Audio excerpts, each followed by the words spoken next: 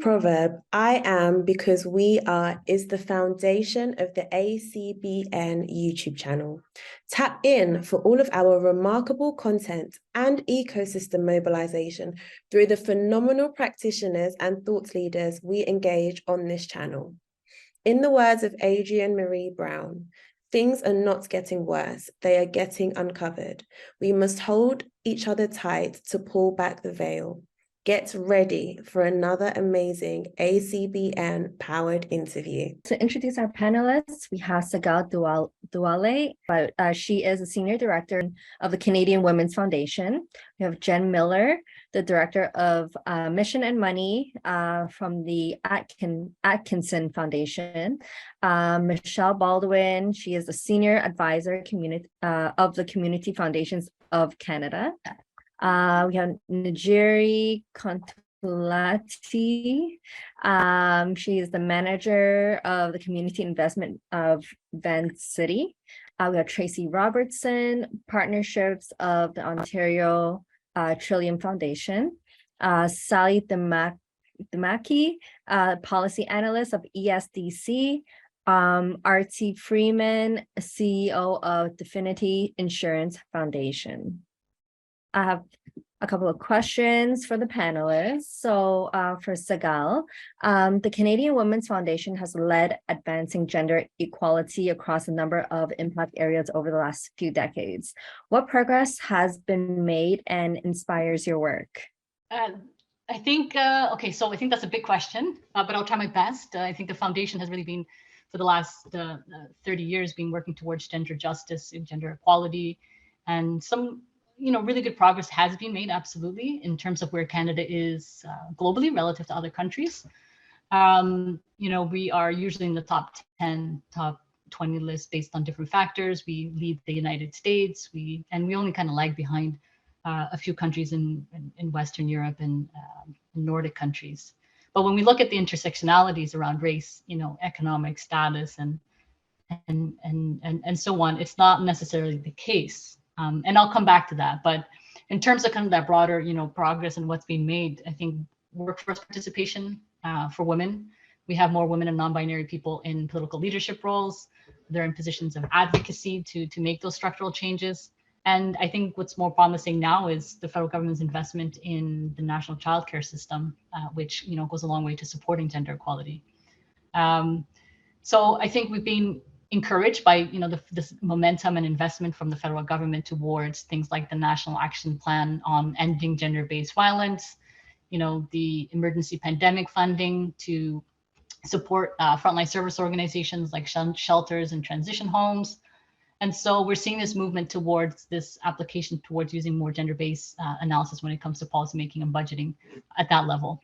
And a lot of this progress, I think, is thanks to the decades and decades, well before me, of women's organizations and advocacy across the country. And I think what's interesting is that in just the last couple of years of the pandemic, the urgency of this social change to address gender equality it's kind of inspiring to me. And we already know that the crisis of the pandemic disproportionately impacted diverse women, Black women, First Nations, BT, and Inuit women. And so at one point during the pandemic, the women's workforce participation went down the lowest point it has been in 3 decades, right? And so strengthening gender isn't just the right thing to do. It's really the needed thing to do in order to have economic recovery in Canada. And so even when we consider, I think, future crises like climate change that's on the horizon, we need to have the right funding, stabilizing supports in place in order for us to even have a chance with gender parity and equality with these crises and shocks. And so I think further progress won't happen without taking a truly intersectional approach. We know that gender equity challenges are more pronounced with Black women, racialized women, newcomers, migrant women, people with no status, living with disabilities. And so continuing to address kind of these ongoing systemic changes is what drives, I think, a lot of folks here at the Canadian Women's Foundation and a lot of organizations that we fund. It's that urgency to continue to address those kind of root issues when it comes to gender equality and gender justice. Beautiful. Thank you so much. Sally, in your opinion, how do we establish ecosystems that are grounded in a sense of belonging? joining from the NCD territory of the Kanien'kehá:ka Nation, also known as Montreal. Really excited to be here alongside lots of folks I've worked with, including my former boss, Hagal. Always a pleasure to share space with her. So in terms of creating that sense of belonging, I think it's really multifaceted. And there's actually a really great document that was put together by the Community Women's Foundation, Community Foundations of Canada, and the Equality Fund, which is called Principles for Feminist Funding, which I really encourage folks to take a look at if you haven't already. I think it really does a good job of capturing some of the really meaningful ways to truly create that sense of belonging in communities in our ecosystem as well. And those include pursuing truth, reconciliation, and decolonizing practices, which of course have and should be at the center of everything we do. There's also reflecting and acting on power imbalances, which we hear a lot about, but what does that truly mean? And are we truly actioning that? And also not being afraid to be challenged on our own practices. So when we hold that power, how are we actually receiving this input, insight? How are we being challenged? And are we comfortable getting uncomfortable? That's, I think, a really important point that we really have to reflect on. Thank you, Sally. Najeri, Vancity has led remarkable work in community investment.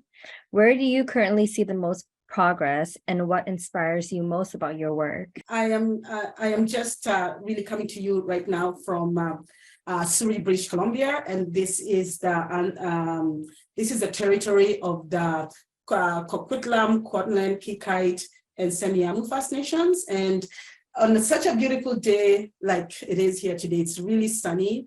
How grateful I am as a settler to really be welcome to this land and just be given an opportunity even to be here to talk to you guys about Vancity. So I've been with Vancity for around 25 years, and I'm really in community investment for the last 10 years. And Vancity is a financial cooperative. So one of our principle number 7 is all about giving back to the community. And I'm really excited this year that we have actually a new strategy. And our new strategy is really grounded in our organizational values and principles. And some of we have 3 main priorities. Because first of all, Vancity's commitment to building a clean and fair world. We have 3 priorities, which are around increased financial resilience. So just ensuring that everybody has access to financial services and people feel confident about their savings. And also during these times that is really, really difficult, that people feel they are resilient during these times.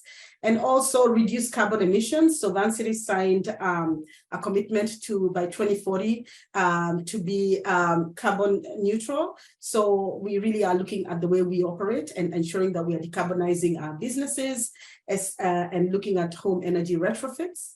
And also reconciliation and racial justice. And so really having a comprehensive Indigenous banking strategy and incorporating anti-racist principles, practices, and approaches in all that we do. So one of the exciting things that happened last year is that we were able to hire an external consultant, and he knows who he is. It was Victor through SETSI. And really we were able to review our shared success program. So shared success is the 30% that we give back to community in our membership every year. Those are our net profits. This year, it was $17 million. And so we were able to look at that program through an anti-racism and anti-colonial lens. And through that, we were able to recognize that we have, my internet is saying it's unstable. So if I start freezing, just let me know. And so we were able to actually sit back and look back and see how exactly do we want to move forward with the way we are doing our granting.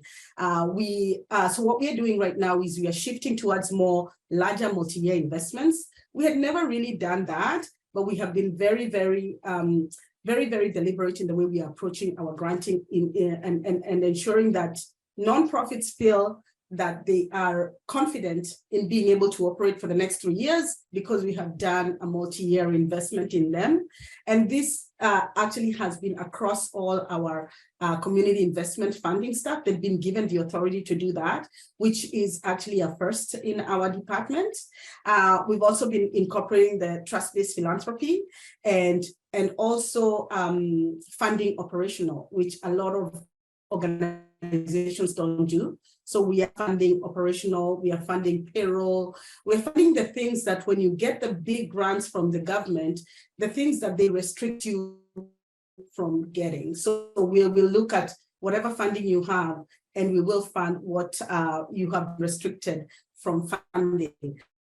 And we are also testing some social innovation, social finance innovation, which I'll talk about doing a granting. So from responsive to more of the proactive and strategic grants. So the proactive grants are based on our relationship with the community partner. So I know because Van City is based in British Columbia, most of our granting does go in, is funded in BC. But we do have the VCIB, the Van City Community Investment Bank, that has opened up granting all over the country. So we are opening to supporting community partners across the country. So pretty much excited about the direction we are going. We are really trying to put together some really good data so that we can understand the impact of what we're doing, especially with equity deserving communities. Yeah, so quite excited about the way we are moving, the direction we are going. Thank you. So we have a question for Tracy. In your years of work as a funder, what are some of the best practices that inspire you most? Thanks so much for the question, and thanks, Setsi, for the invitation to participate in this panel. It's really exciting. I'm calling from London, the traditional lands of the Anishinaabe, Haudenosaunee, and Attawamet peoples. Yeah, question. It made me think, actually, about that. I know this is a funders panel, but I don't really think of myself as a funder. I think that's what makes it more successful. I think some of the approaches that I think about is more a mindset. Think about it more as a community builder and someone who wants to work a little bit more holistically and organically, and work with communities to look for the opportunities to engage.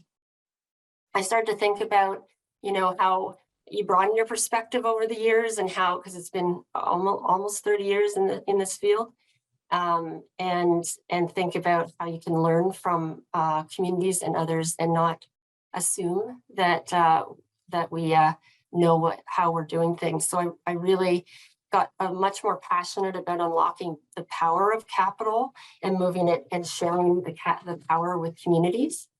I think a couple of things that kind of influenced my work or the work in community. One was around I love to reframe and redesign and reimagine. And I think that's what we always need to challenge ourselves with, and not the status quo. And so I've always been really inspired by the design thinking kind of approach, that human-centered design. But the reason that I was interested in that work and brought it into community work was because it was about really experimenting and iterating on an idea and really starting to challenge our thinking. But it was also around bringing other perspectives in the conversation. So it's not just about what we think, what we typically think, but bringing those artists around and the scientists and the ethnographers around to really look at solving a problem or supporting a change in that kind of work. And the other thing that inspired me about that work, though, is how we never have this R&D experimentation money in the nonprofit sector. So it was like the corporate sector tended to have that. We never did. And so it was really hard to get. And so this R&D kind of approach was fascinating and to me. I think there's a couple of other ways of that I thought of in terms of practice. And one is, of course, collaborations and networks and thinking as a collaborator and working with others in order to make that change, and especially around funders, and almost sharing that even looking at a shared perspective and shared goal to advance. That's something that I think we all tend to work towards. And I know we do a lot of the collaboration work and network work in with others, regardless of what, if they were funders or whether they're nonprofits, etc. But I think there's a lot of learnings around the collaborations. I think it's really difficult work, and it's not so easy. And just the last thing that started to shift my thinking more recently, and that was in the participatory investment area. I know we talk about trust-based philanthropy a lot, and we need to be engaged in that work. But I think this is more about action and not just talking. And it's really about shifting power and impact investing and participatory investing practices by reimagining governance structure to give decision-making power to those who are closest to the issues it seeks to address, and really looking at and real dismantling participatory funding structures. We're just beginning to work with other funders right now to really challenge our assumptions and co-create a vision for participatory investing. One of those examples is the Boston Impact Initiative, which is really, we're kind of learning from that initiative about representing a democracy model, and really looking at how that's how investment might fund working to build a future where entrepreneurs of color and their communities have the financial, social, and political power to create an equitable economy. And that kind of work isn't happening so far as a fund that's driven in Canada as far as we know. So we're experimenting with. And that's, I think I started to learn a little bit more about how to understand power in relationship, and being cognizant of who and how I engage with people, and most importantly, where and how we can add value as a funder. Perfect. Thank you, Tracy. Thank you. Jen, in your role as Director of Mission and Money with the Atkinson Foundation, a charitable foundation committed to social and economic justice, what are some of the vital values and principles that inform your grant making? Thanks, Gigi. Hello, everybody. I'm based in Toronto, which are the treaty and lands and territory of the Mississaugas of the Credit First Nation, as well as the traditional territory of the Anishinaabe, Huron-Wendat, and Haudenosaunee people. Atkinson is based in Toronto, and our mandate is to fund charitable organizations, movement builders across the province. So we are a grant maker for sure, but we're also an advocate and an investor. And I would say that our values, we strive to make sure that our values cut across all three of those roles. We are somewhat unique in the landscape in that we have a mission. I've always had a mission for social and economic justice. And we know that that mission compels us to pursue racial justice. And I say that we're unique, not because others aren't pursuing those same goals, but for us, it's like baked into like our bylaws, which some days we think, how did they get away with that back in the day? But it allows us to play, I think, a really exciting role in the sector.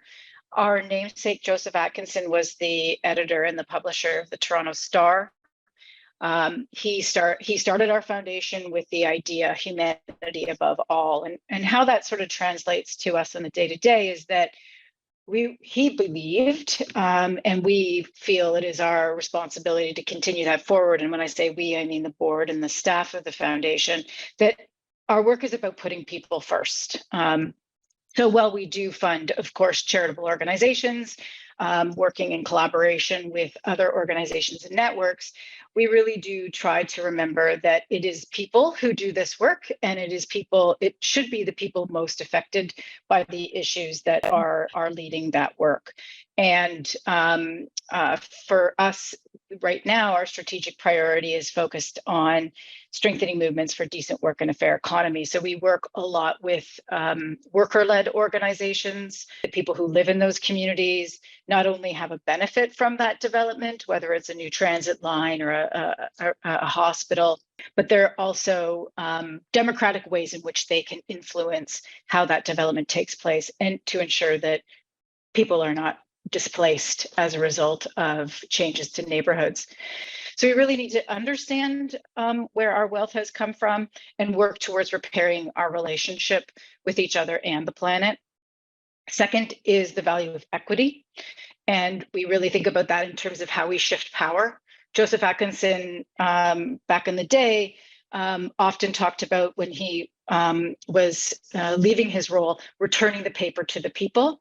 And so we think about, what does it mean to return the foundation and the wealth that the foundation has been able to create to people? And finally, the value of accompaniment. And this is, we're a smaller foundation. We're able to work alongside our partners over a longer period of time.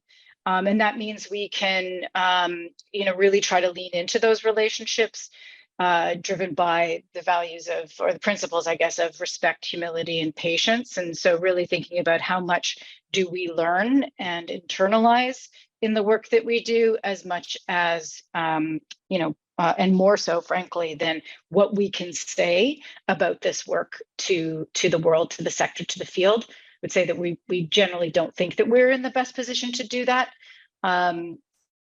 But learning how to be in relationship and learning how to manage the power, the fact that we do have resources, the fact that we're not a democratically based organization, how do we put in the guardrails and infrastructure so that we're compensating for those realities, I think is something that we're always working to be better at. Thank you, Jen. Artie, what is the ultimate goal of the Definity Insurance Foundation? Yeah, interesting. And people have talked about it, but our ultimate goal is really to address the roots of health, social, economic, and climate inequalities. Like, we know we don't want to tinker at the edges. We really want to work collaboratively with others. We want to pool our resources together. We want to ensure the success of our partners who are addressing systems challenges. And, for us, when we think about grant making and how to do this, we understand we can't do this using a charitable model. So our values of community, integrity, and justice really means that we need to center the rights of communities. And this is what everyone's been talking about, like every speaker so far, about putting community first, or putting people first, or shifting power. But really, it's about centering the rights of communities and not ignoring past realities that have forced communities into oppressive situations. Because it's very easy to just, we're going to fund, we're going to fund stopgap measures. But if we don't put, as folks have said, if you don't put the power back, or really they always had the power and maybe we took it away. I'm not really sure how that works, but really our population groups that we've identified, Black, Indigenous, racialized communities, women and youth, and the intersectionality of that is how we're going to ensure that the funding flows to the people that can make a difference and achieve the goals of equity. Thank you. Michelle, currently in your role at the Community Foundation of Canada, can you share some of the important work you're facilitating, such as the Catalyst Community Finance Initiative? Sure. So thank you so much for having me. I am calling in from same place as Tracy, actually, what's now called London, Ontario. Traditional lands of the Anishinaabe, Haudenosaunee, and Nipewak people. And in my role connected to transformation at Community Foundations of Canada, we have been exploring the intersections that we've heard a little bit about here around equity, climate, and economy, and really trying to bring that systems lens to the work. And it is, tackling our most wicked problems at that at that root cause. and getting beyond those single mission or single issue areas, but how do we really transform systems for better futures? And that language of futures is important because sometimes we say future without recognizing that there will be different futures depending on how we're kind of coming at that. And so in the space of systems innovation finance and gender equality, really excited to be working alongside others who are on this call with Catalyst Community Finance. And just if you think about community foundations as an example, there we have over 200 across the country, but then we have all sorts of other intermediaries that make up this ecosystem of place-based community finance, whether that's in urban areas, rural areas, northern communities. And so Catalyst is, on a mission to really galvanize and build that ecosystem, really centering equity, including the intersectionality of gender, race, Indigenous reconciliation, disability, LGBTQ2+. And so really looking at from that broad place and how can we facilitate the knowledge sharing, because so many times we're replicating things. We know that women and gender diverse people are, not necessarily always in these social finance impact investing spaces, getting the kind of support that others are. And so how are we really centering that in our work? So it's, still a fairly new initiative, and we're excited to really make sure that we're thinking about, the public policy infrastructure and how we can do that work. So for example, just last week, we had a convening that focused on how we engage the Black communities, but you could hear the threads of really understanding how that intersects with gender. And I think the place-based piece and the local piece is really important because, as we're engaging in this work, really understanding what those local needs are from really thinking at that participatory level and where those decisions are being made. And I know in some of my early work in the space of community finance, definitely was missing who's making those decisions, and in some ways we're replicating some of the patterns that have existed before. So I think kind of going back full circle to some of that transformation work, it's recognizing that there's a lot of learning and failure that's going to happen as part of this work, and how do we name that and honor that work. And I guess just to say that we're, as we build out this action plan, we think about we started in Ontario, but we're kind of trying to go across Canada and really think about how do we support those folks that are in these ecosystems and the intermediaries to really share, so that we're not having to replicate things. So for me, a feminist future needs to be embedded in everything that we're doing as we think about these better futures. And want to just do a quick shout out to Inda and Njoki, who have joined our team as Transformation Storytelling Fellows who are here today. Excited that they're a part of this conversation as well. Thank you, Michelle. Njeri, what are some of the systematic barriers in your work, if any, that you would like to see mitigated? Yeah, we had to have one person do that today. Yeah. So thank you so much for that question. And when I was thinking about this, as I think about it now, I just think, did I actually answer that question before? But I think about the work like we did with the consultant last year, because the consultant, Setsi, made us recognize our responsibility as funders, how we are, and really how we really are contributing to those systemic inequalities, both in the way the wealth is accumulated and in the way that how the dissemination is controlled. So we find, what we really, and who do we deem trustworthy or not? And really that has been a huge, understanding that has been one of the, I think, the biggest aha moments we've had this year, because we've been talking about as a group, we have a team of, we are 5 of us that actually look at the responsive granting, because that's where we get a lot more of the reactive grants and not the proactive ones. And so what we did was that we looked at the process. The process was around, at the time, they were only getting around 10,000, but we were making them complete a 12-page form. And so we started immediately easing the burden of the grantees in how they access the funding. Our form is now just 2 pages, and it's online. It's a pretty, we're using a new online granting portal that is really quite, the ease of applying has risen quite, it's actually quite highly risen, because I'm finding that we are actually getting double the number of applications coming in, because we've made it very easy for people to apply.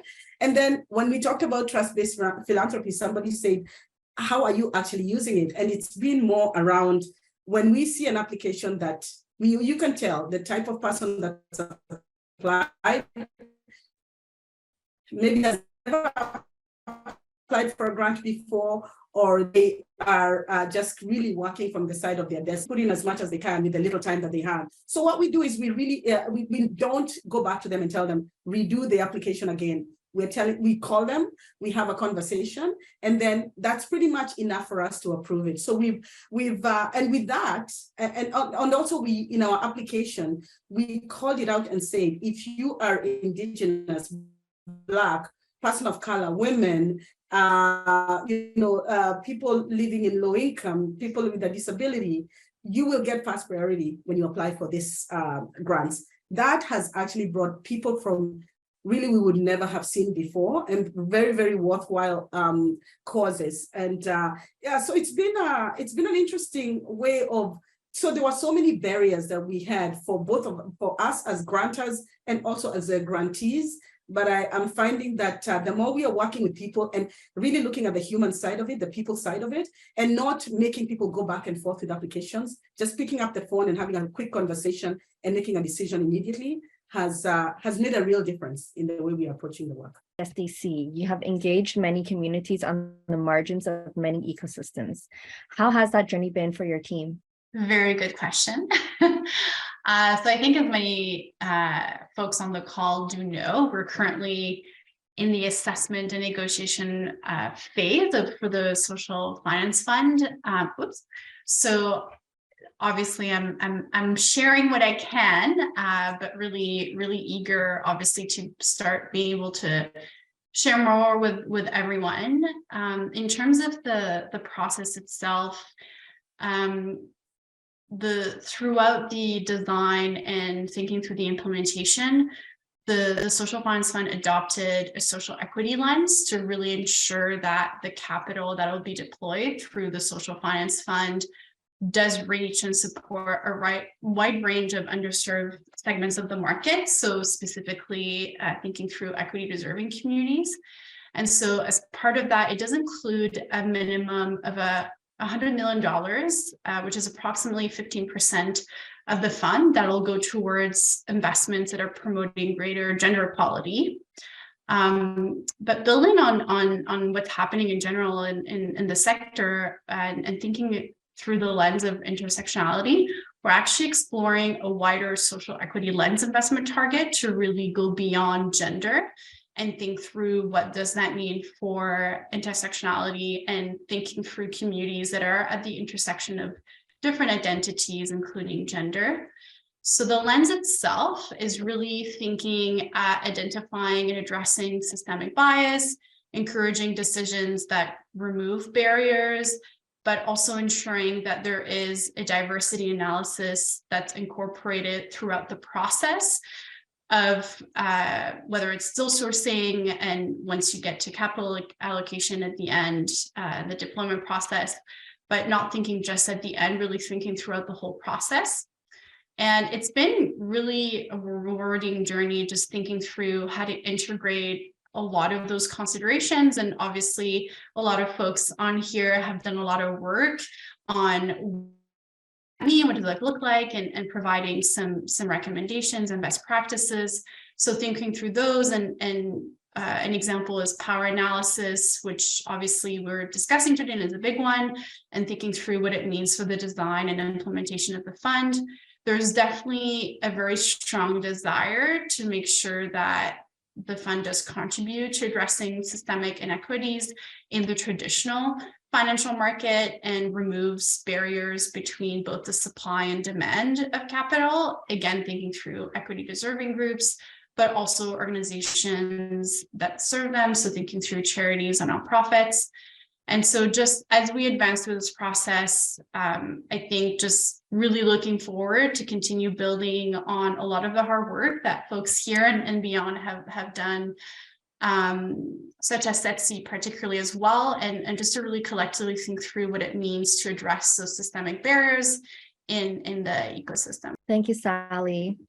Sagal, switching gears, given that the foundation funds a range of women-led and serving organizations, specifically, what are some of the systematic barriers for the social purpose organizations or entrepreneurs that you work with, if any, that you would like to see mitigated? And I apologize, I don't think I introduced myself in the beginning, but I am calling from Ottawa, the unceded territory of the Algonquin Anishinaabe people, and my name is Sagal Douale. And the Canadian Women's Foundation is both a grant-making organization and advocacy organization. I think that's a really good question, because we do work with a diverse range of organizations, entrepreneurs, social purpose organizations, and there's systemic barriers that they face. But I think if I could answer a different question, because most of the organizations we work with are actually frontline service organizations. So they're gender-based violence organizations, hundreds and thousands of them across Canada. And the systemic barriers that they face are profound, and a lot of this has to be mitigated through different funding models. And so, if I could, Gigi, I would kind of answer that question instead, just because the sheer size and the number and the work that we do. Sure.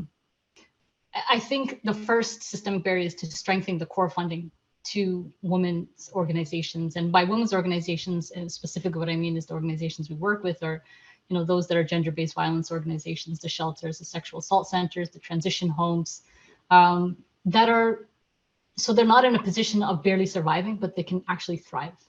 And so part of the advocacy work that we've done is policy papers like Resetting Normal, that focuses on all of the kind of systemic barriers that need to be addressed so that recovery could happen.